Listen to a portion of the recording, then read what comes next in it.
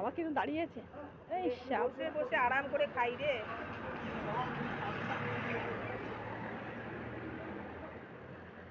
কি সুন্দর হাতগুলো কুটি। ওমা এই কি হলো?